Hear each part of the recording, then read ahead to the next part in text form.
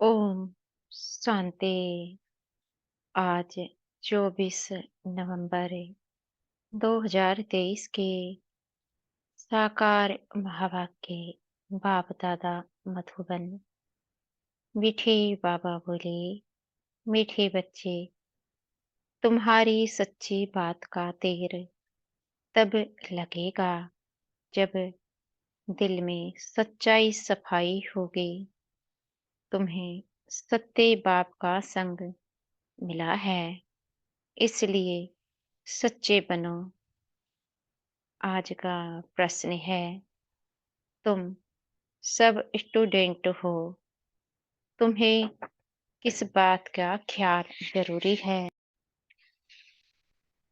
उत्तर देते हैं बाबा, कभी भी कोई गलती हो तो सच बोलना है। सच बोलने से ही उन्नति होगी। तुम्हें अपनी सेवा दूसरों से नहीं लेनी है। अगर यहाँ सेवा लेंगे तो वहाँ करनी पड़ेगी। तुम स्टूडेंट अच्छी तरह से पढ़कर दूसरों को पढ़ाओ तो बाप भी खुश होगा। बाप प्यार का सागर है। उनका प्यार ही यह है जो तुम बच्चों को पढ़ाकर ऊंचे मर्तबा दिलाते हैं। आज का गीत है, किसने यह सब खेल रचाया? ओम शांति। आजकल समाचार आते हैं कि हम गीता जयंती मना रहे हैं। अब गीता को जन्म किसने दिया है, यह है टॉपिक। जयंती कहते हैं तो जरूर जन्म भी हुआ ना। उनको जब कहते हैं श्रीमद् भगवत गीता जयंती तो जरूर उनको जन्म देने वाला भी चाहिए ना। सब कहते हैं श्री कृष्ण भगवानुवाच, तो फिर श्री कृष्ण पहले आता, गीता पीछे हो जाते। अब गीता का रचयिता जरूर चाहिए। अगर श्री कृष्ण को कहते तो पहले श्री कृष्ण पीछे गीता आनी चाहिए। परंतु श्री कृष्ण छोटा बच्चा था, वह गीता सुना ना सके।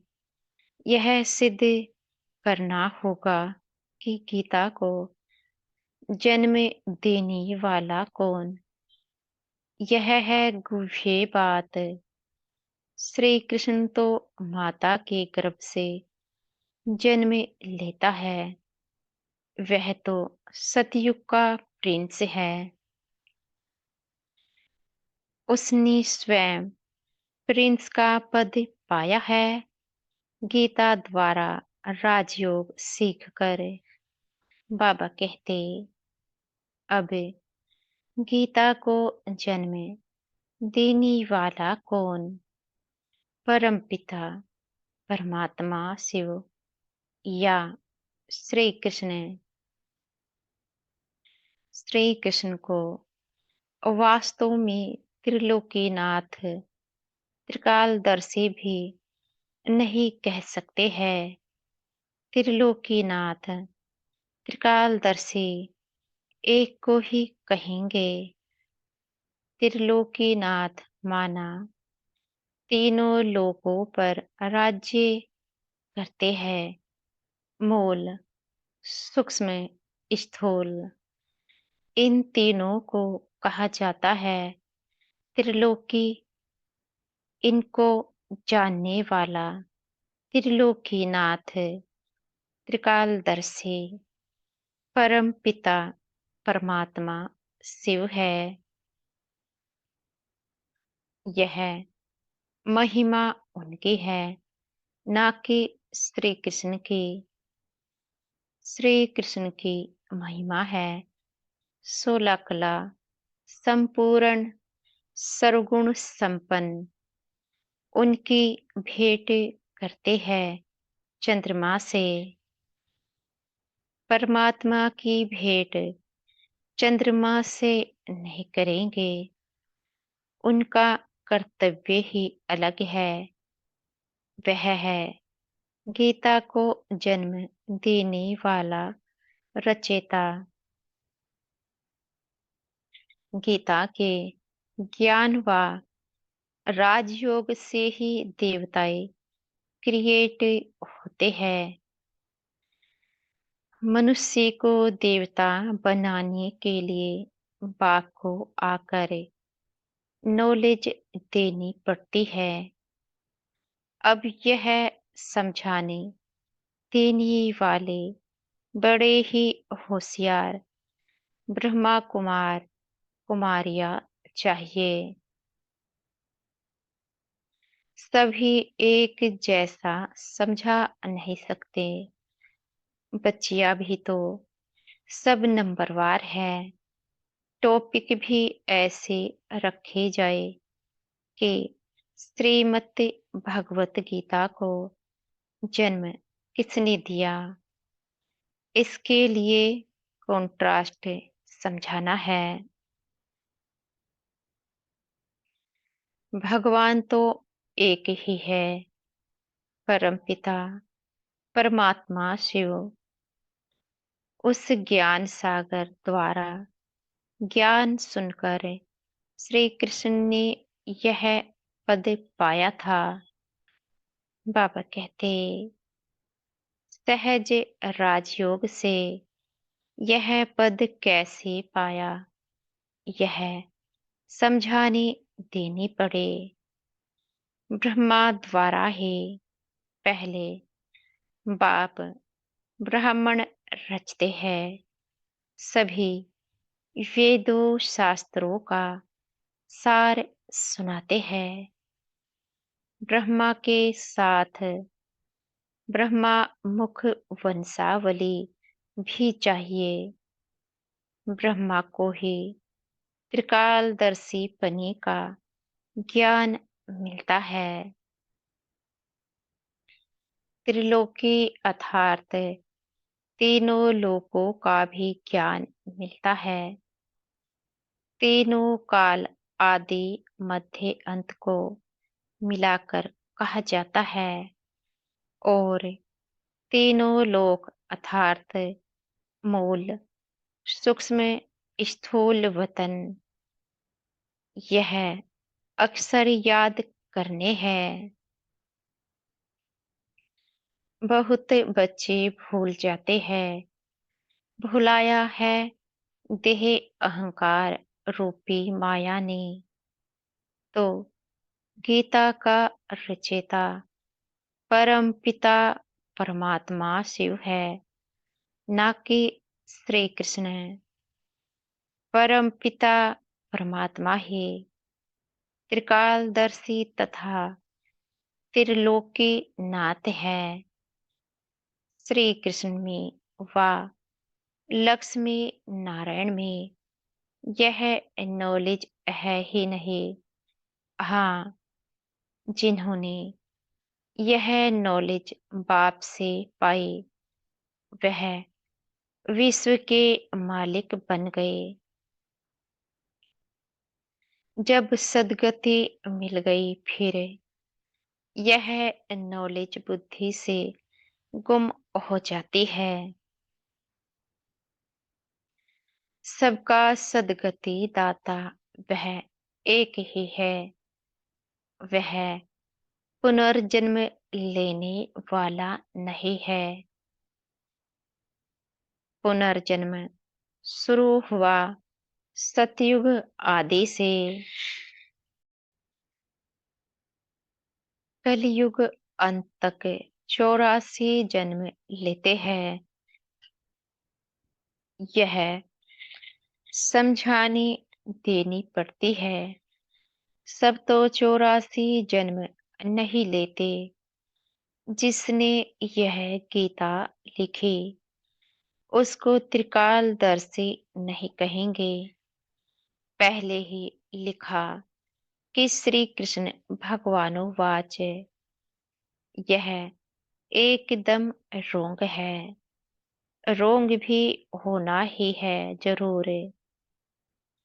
जब सब शास्त्र रोंग हो तब ही बाप आकर राइट सुनाए। बरोबर ब्रह्मा द्वारा वेदों शास्त्रों का सार सच्चा सुनाते हैं, इसलिए उन्हें सत कहा जाता है। अब तुम्हारा है सत के साथ संग, जो तुमको सत्य बताते हैं। प्रजापिता ब्रह्मा और उनकी मुख वंशावली, यह जगदम्बा सरस्वती। प्रजापिता ब्रह्मा के सभी बच्चे आपस में भाई बहन ठहरे। कहाँ भी मंदिरों में जाकर भाषण करना चाहिए। घूमने फिरने भी वहाँ बहुत आते हैं। बाबा कहते, एक को समझाया तो सत्संग लग जाएगा। शमशान में भी जाना चाहिए। वहाँ मनुष्यों को वैराग्य होता है, परंतु बाबा कहते, मेरे भक्तों को समझाने से वह फट से समझेंगे। तो शिव बाबा के मंदिर, लक्ष्मी नारायण के मंदिर में जाना पड़े। लक्ष्मी नारायण को बाबा मम्मा नहीं कहते, शिव को बाबा कहते हैं। जरूर मम्मा भी होगी, वह है गुप्त। शिव बाबा जो रचेता है, उनको मात पिता कैसे कहते हैं, यह गुप्त बात कोई भी जान ना सके। लक्ष्मी नारायण को एक ही अपना बच्चा होगा। बाकी इनका नाम है प्रजापिता ब्रह्मा। विष्णु और शंकर को ऊंच नहीं रखते। ऊंच त्रिमूर्ति ब्रह्मा को रखते हैं। जैसे रचता शिव परमात्मा को कहते हैं, ऐसे ही ब्रह्मा को भी रचता कहा जाता है। वह तो अविनाशी है ही। रचता अक्सर कहेंगे तो पूछेंगे, कैसी रचा? वह तो रचता है ही। बाकी रचना होती है ब्रह्मा द्वारा। अब ब्रह्मा द्वारा परमात्मा सब आत्माओं को सृष्टि के आदि मध्य अंत का नॉलेज देते हैं। वेद शास्त्र आदि सब है भक्ति मार्ग की सामग्री। भक्ति मार्ग आधा कल्प चलता है। यह है ज्ञान कांड। जब भक्ति मार्ग पूरा होता है, तब सब पतित तमो प्रधान बन जाते हैं। तब मैं बाप आता हूँ। पहले सतो प्रधान से सतो रजो तमो में आते हैं। ऊपर से जो पवित्र आत्माएं आती है, उन्होंने कोई ऐसा कर्म नहीं किया है जो उनको दुख भोगना पड़े। क्राइस्ट के लिए कहते हैं, उनको क्रूस पर चढ़ाया, परंतु यह तो हो न सके। नई आत्मा जो धर्म स्थापन करने अर्थ आती है, उनको दुख मिल नहीं सकता, क्योंकि वह तो कर्मातीत अवस्था वाला मैसेंजर धर्म स्थापन करने आया।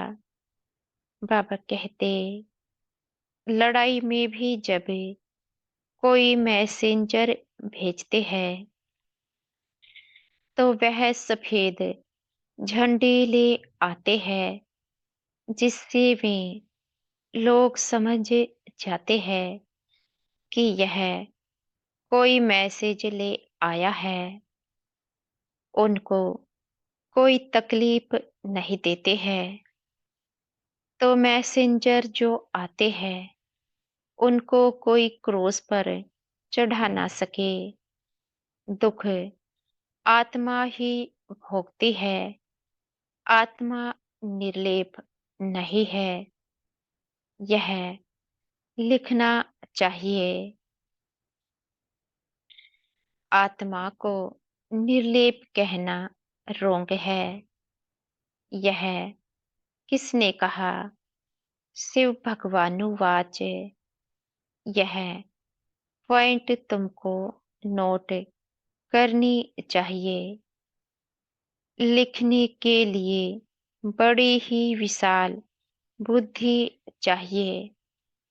समझो, प्रदर्शनी में क्रिश्चियन लोग आते हैं, तो उनको भी बता सकते हैं कि क्राइस्ट की सोल को क्रोस पर नहीं चढ़ाया गया, बाकी जिसमें उसने प्रवेश किया उस आत्मा को दुख हुआ।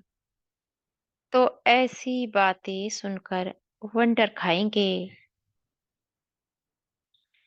उस पवित्र आत्मा ने आकर धर्म स्थापन किया, गॉड फादर के डायरेक्शन अनुसार। यह भी ड्रामा ड्रामा को भी कई लोग समझते हैं, परंतु उसके आदि मध्य अंत को नहीं जानते। ऐसी ऐसी बातें सुन वह लोग कुछ समझने की कोशिश करते हैं। कृष्ण को भी कोई गाली दे ना सके, बरोबर गालियां अभी ही मिल रही है। किसको? शिव बाबा को नहीं, इस साकार को।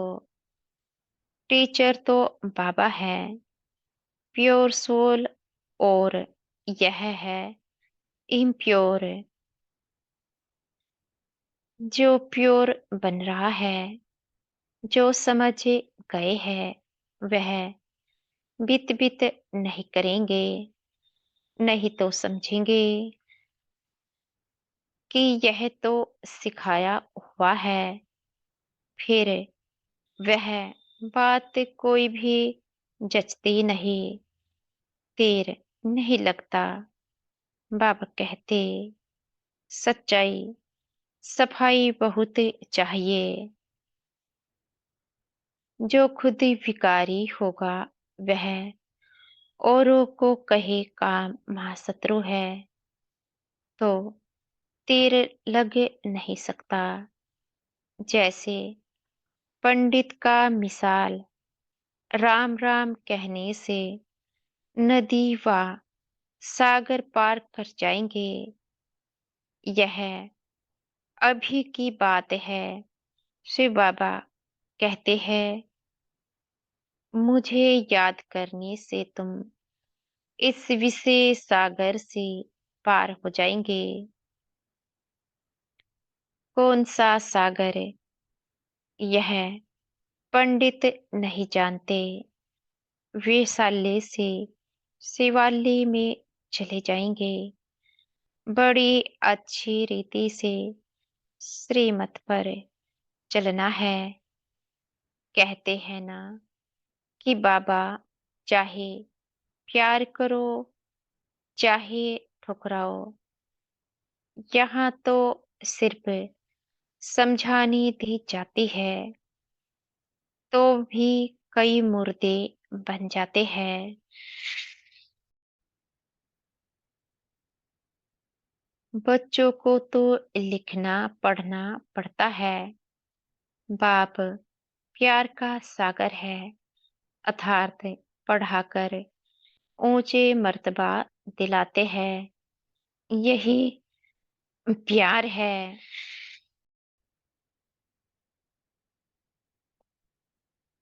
बाप जब पढ़ाता है तो पढ़कर औरों को भी पढ़ाना है। बाप को खुश करना है। बाप की सर्विस में तत्पर रहना है। बाप की यही सर्विस है कि अपने तन मन धन से भारत की सच्ची सेवा करो। तुम्हें तो बुलंद आवाज से समझाना चाहिए। सभी नंबरवार है, राजधानी में भी नंबरवार होंगे। टीचर समझ जाते हैं कि यह दैवी राजधानी में क्या नंबर लेंगे। सर्विस से समझ सकते हैं कौन कौन मुख्य बनेंगे। खुद भी समझते हैं कि हम बाबा मम्मा जितनी सर्विस नहीं करते तो दास दासिया बनना पड़ेगा। बाबा कहते आगे चलकर तुम सबको सारा ही मालूम पड़ेगा। हम श्रीमत पर ना चले, सब क्लियर हो जाएगा। तुम बच्चे इस समय स्टूडेंट हो, इस समय तुम अपनी दासियां बनाएंगे तो खुद भी दासी बनना पड़ेगा।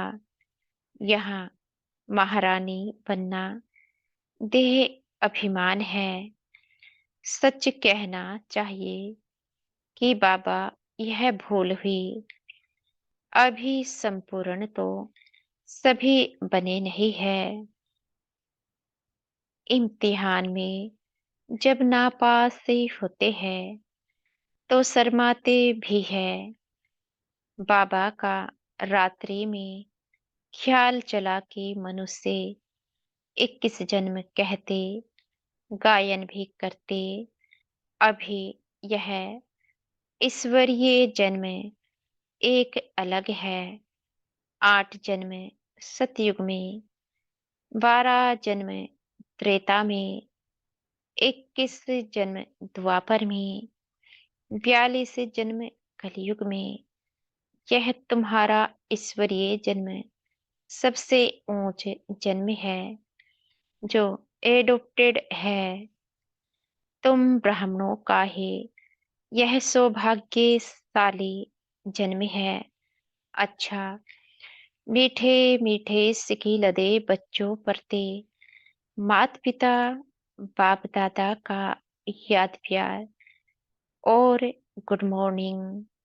रूहानी बाप की रूहानी बच्चों को नमस्ते।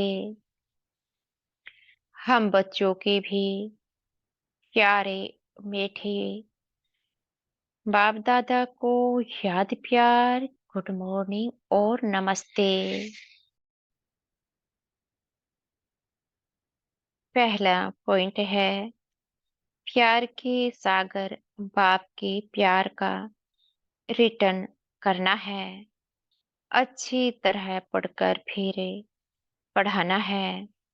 श्रीमत पर चलना है। दूसरा पॉइंट है सच्चाई और सफाई से पहले स्वयं में धारणा कर फिर दूसरों को धारणा करानी है। एक बाप के संग में रहना है। आज का वरदान है हमारे सतगुरु जी हमें आज का वरदान दे रहे हैं। निमित्त आत्माओं के डायरेक्शन के महत्व को जान, पापों से मुक्त होने वाले सेंसिबल भव। निमित्त आत्माओं के डायरेक्शन के महत्व को जान, पापों से मुक्ति होने वाली सेंसिबल भव। जो सेंसिबल बच्चे हैं, वो कभी यह नहीं सोचते कि यह निमित्त आत्माएं जो डायरेक्शन दे रही है, शायद कोई के कहने से कह रही है।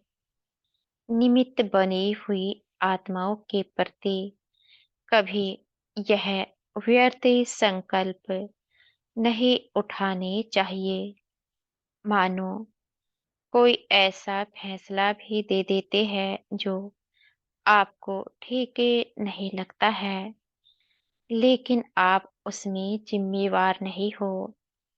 आपका पाप नहीं बनेगा, क्योंकि जिसने इन्हें निमित्त बनाया है, वह पाप को भी बदल देगा।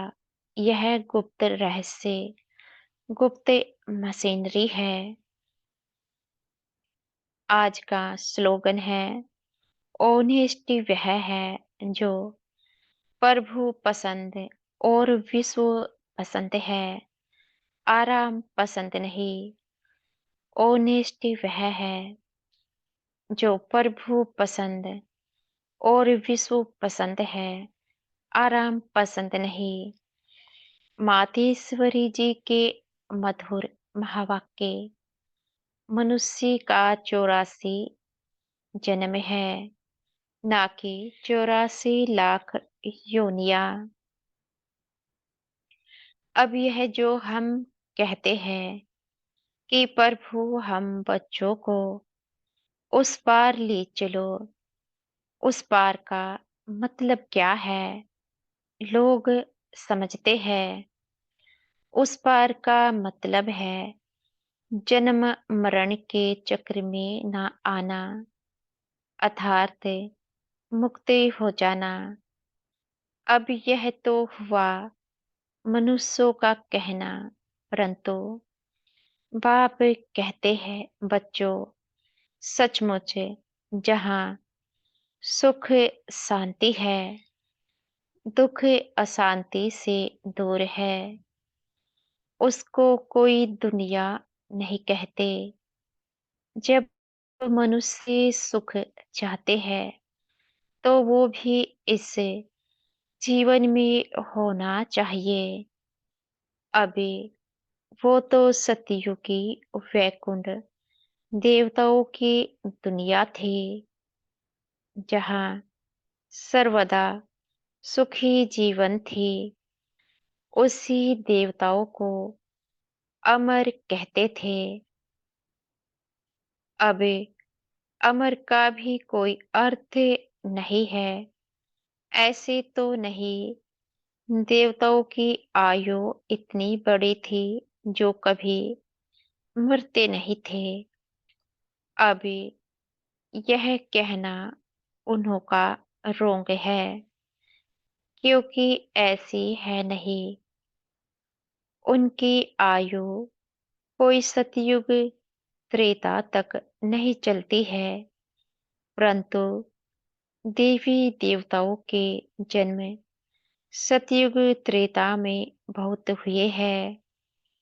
21 जन्म तो उन्होंने अच्छा राज्य चलाया है, और फिर 63 जन्म द्वापर से कलयुग के अंत तक टोटल उन्हों के जन्म चढ़ती कला वाले